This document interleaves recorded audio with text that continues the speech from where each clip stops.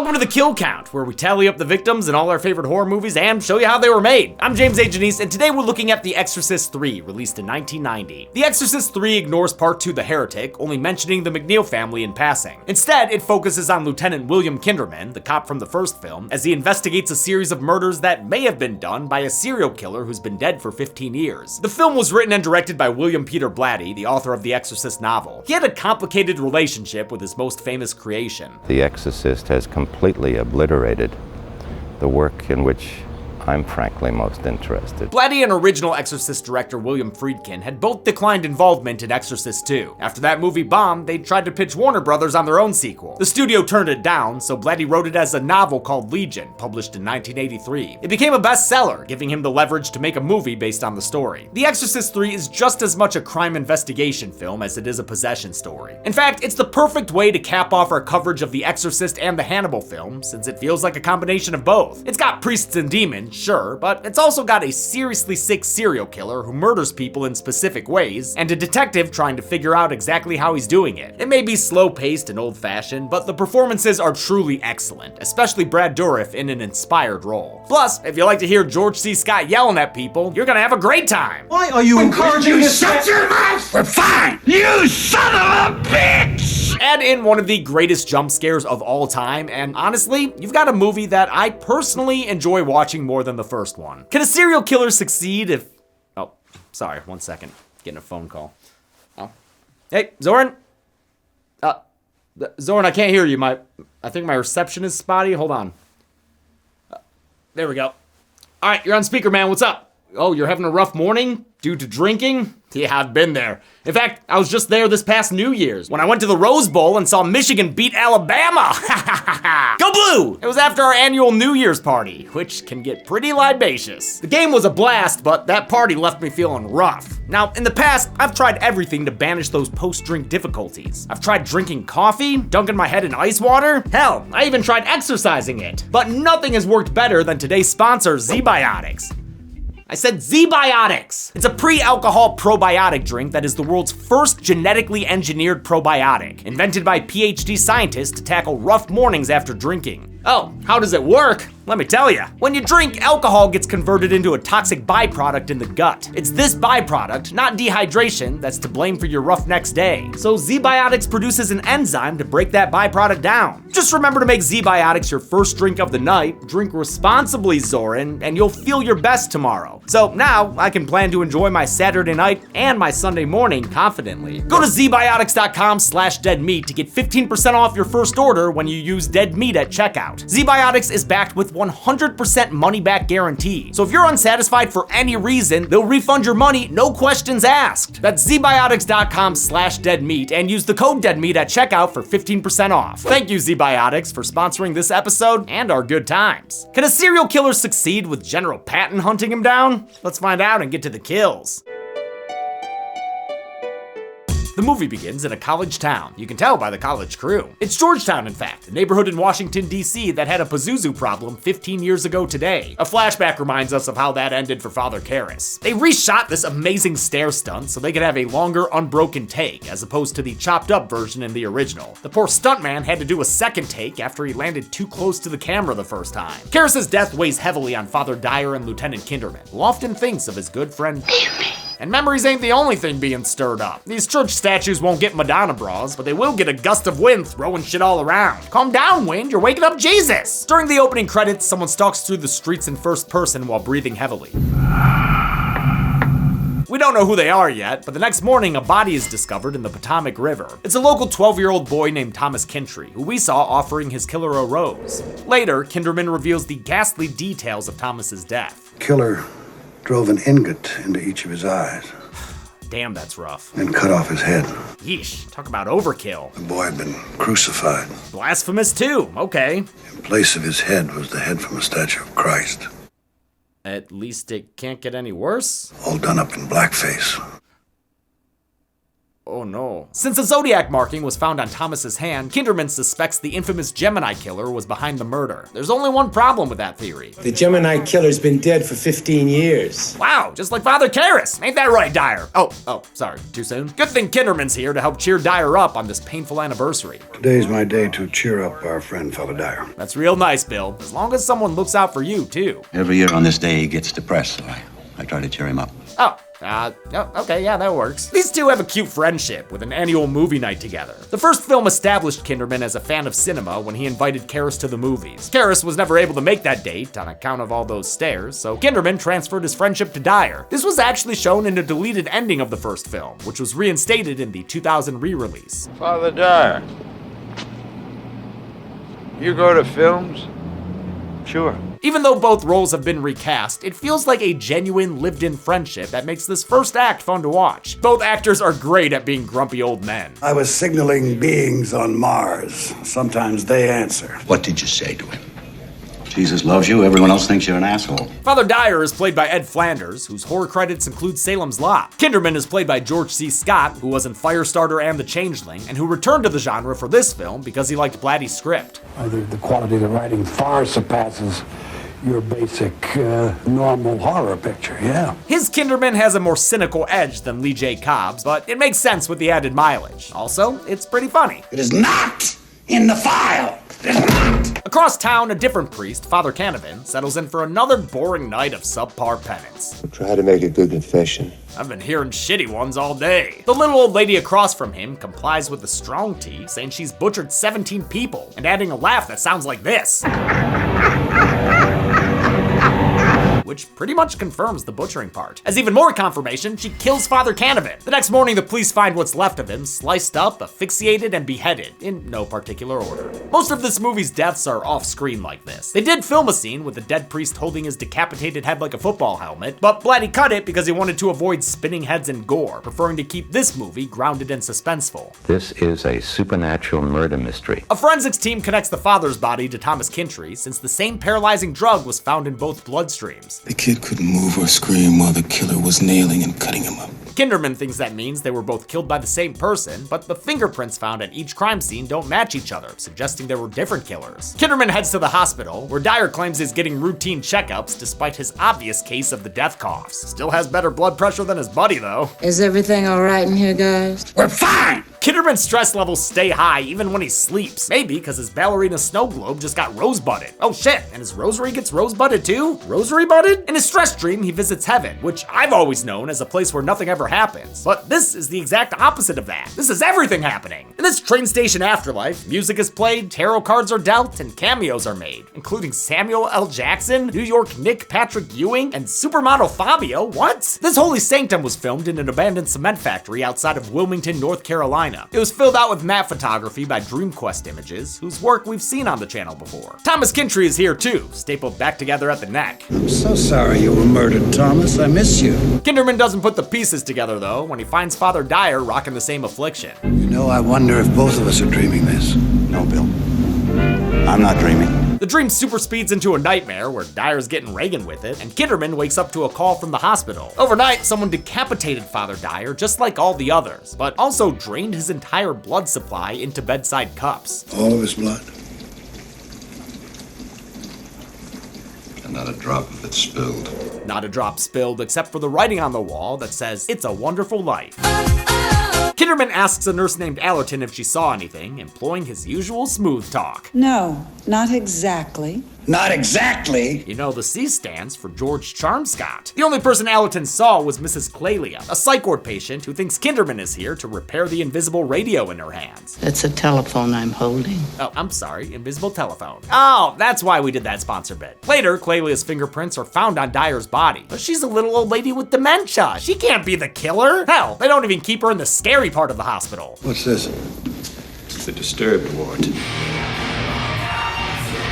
It just doesn't make sense for there to be different killers since they were all murdered the same way. Kinderman's been doing hand checks on the bodies like a teacher during a field trip, and all three victims have had the index finger on their right hand missing and an astrological tattoo on their left palm. This was the calling card of the Gemini killer, but the thing is, that was never public knowledge. Only Richmond Homicide knew that, no one else. So yeah, something fucky's going on. And it might be supernatural, since clocks are stopping, just like Father Merrin saw in the first movie, and the local church all of a sudden has a statue of Saint Joker. Kinderman turns to the church for help, and a priest named Father Healy says the murders are connected to the exorcism of 75. Father Canavan was the one who okayed Karras to help the McNeils. Father Dyer was obviously close to the case in general, and Thomas Kintry's mother was the linguist who figured out that Reagan wasn't speaking in tongues. The tape was really English in reverse. Which, again, still impressive to me. Kinderman's called in for a meeting with Dr. Temple, the guy in charge of the mental hospital. Temple is so nervous about what he's going to say, he has to rehearse it right up until Kinderman arrives. I love this scene and how much of a wreck this guy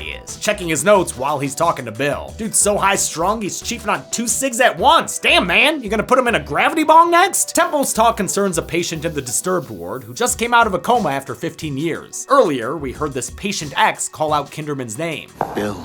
Turns out that's not the most interesting thing this guy has to say. He says he's the Gemini killer. Kinderman confronts the mystery patient and realizes who he is. Wait a second, is that? Holy shit, it is! Patient X is none other than Karras, Father! But he doesn't claim that name, and instead insists he's James Veneman, the Gemini killer who was executed 15 years ago. To prove it, he lists details of past crimes only he would know, but Kinderman still doesn't buy it because the Gemini killer is dead. No, I am not! I'm alive! With that outburst, we see Patient X take on the appearance of James Veneman. Just so you don't get confused, in reality, this is Father Karras' body. Jason Miller reprises the role from the original, and it's what the other characters would see if they looked at him. But we, the audience, and maybe Lieutenant Kinderman, I'm not sure, get to see his true form, the spirit of James Veneman who resides inside. Veneman is played by Brad Dourif, who is of course the voice of Chucky, and who's appeared in the flesh a few other times on the show. Originally, he was going to play the entire role himself, and a prologue would have retconned him as a recast Father Karras. After Dourif filmed his scenes, the studio decided they wanted Jason Miller to help market the movie. Unfortunately, Miller was struggling with alcoholism and couldn't handle all the lines. There is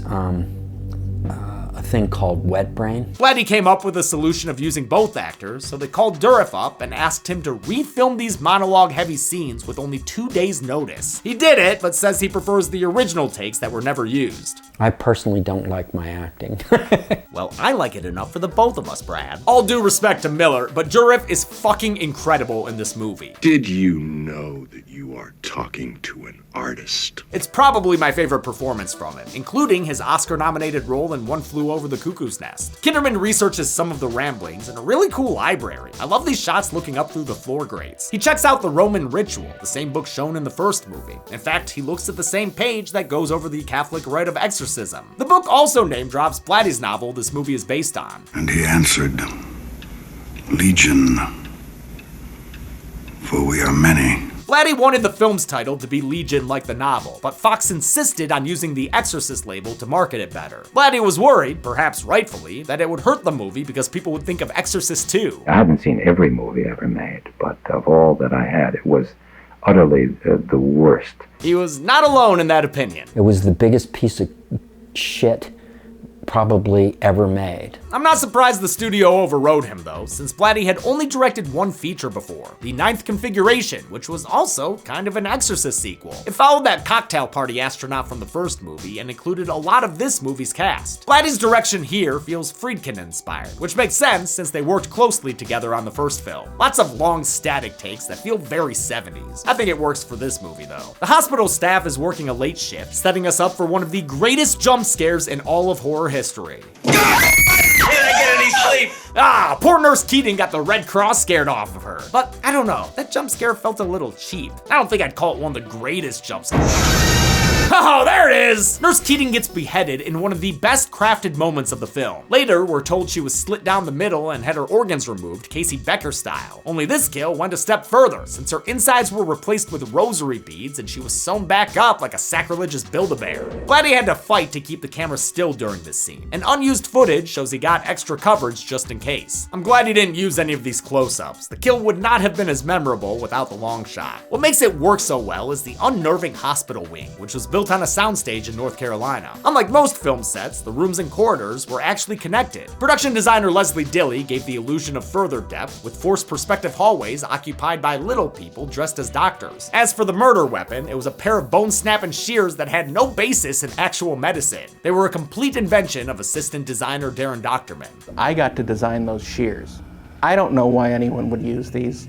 I really don't. Kinderman arrives for another conversation with Veneman, who says he wasn't ready to retire when they executed him in the electric chair. There was still so much killing to do, and there I was, in the void, without a body. His solution was to jump into Karras's body while he was on the brink of death. He's been dormant because it took 15 years to regenerate Karras's brain cells. His brain was jelly. Yeah, I wonder why. Possessing this priestly body was a favor to Veneman's master Pazuzu, who wanted revenge for the exorcism of Reagan McNeil. I was obliged to settle a score on behalf of, well, a friend. Instead of letting him die, Pazuzu and Veneman make Father Karras watch as they murder people. He is inside with us! He will never get away! I love how the camera just holds on Durif for long unbroken shots here, letting us lap up the absolute gold he serves. As Karras was about to slip out of his body, is this true?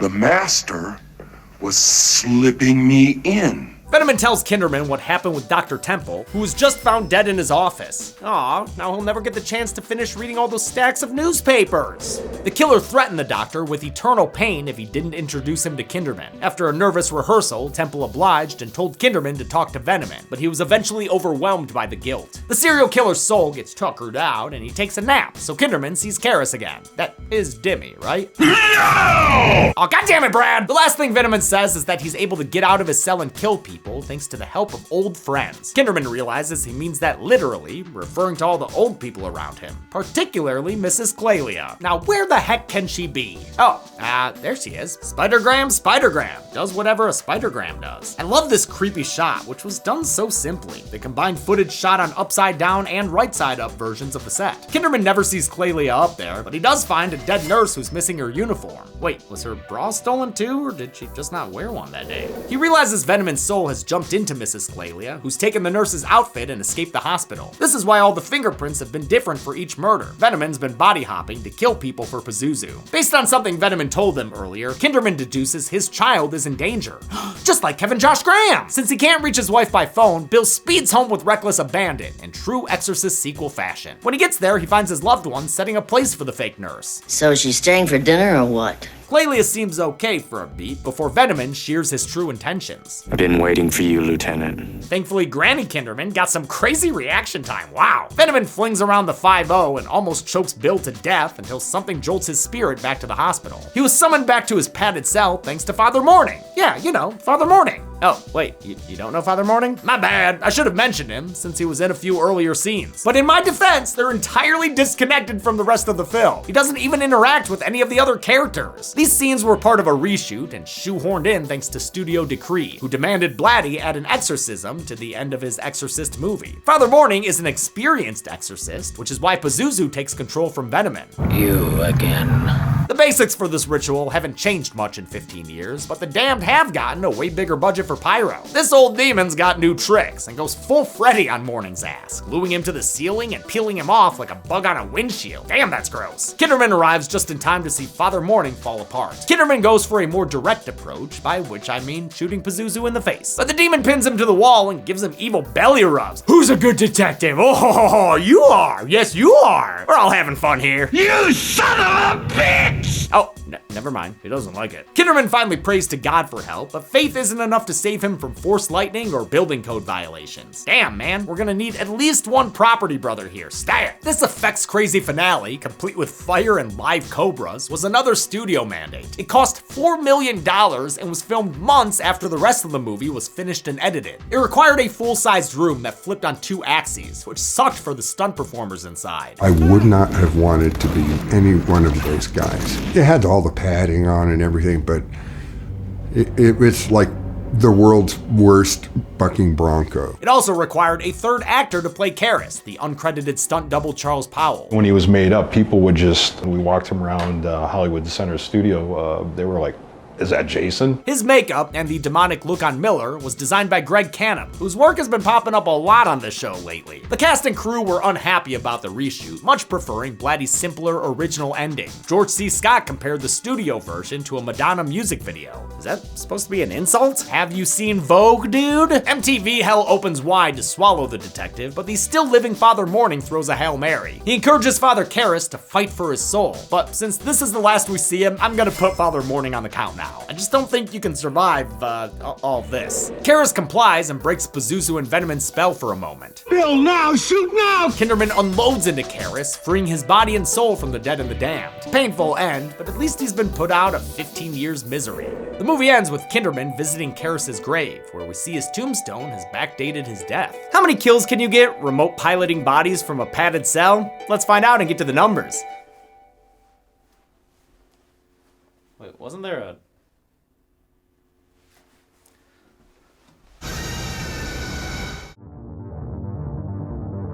I counted 8 kills in The Exorcist 3, including finally catching up with Father Karras. The victims included 6 men and 2 women, a 3-to-1 ratio of dudes, and continues the franchise's trend of having more kills with each installment. With a runtime of 110 minutes, we had a kill on average every 13.75 minutes. I'll give the golden chainsaw for coolest kill to Nurse Keating. Even though it's technically off screen, I'd argue this kill alone is responsible for a lot of this movie's modern reappraisal. Dog machete for lamest kill goes to the unnamed nurse, whose dead body was found stripped of her uniform and her dignity. And that's it. The Exorcist 3 came out in 1990 to mixed reviews and a middling box office, but it has gotten a lot more love in recent years. We're done exercising for now. Next week, we're looking at a spectacle. But until then, I'm James A. Janice.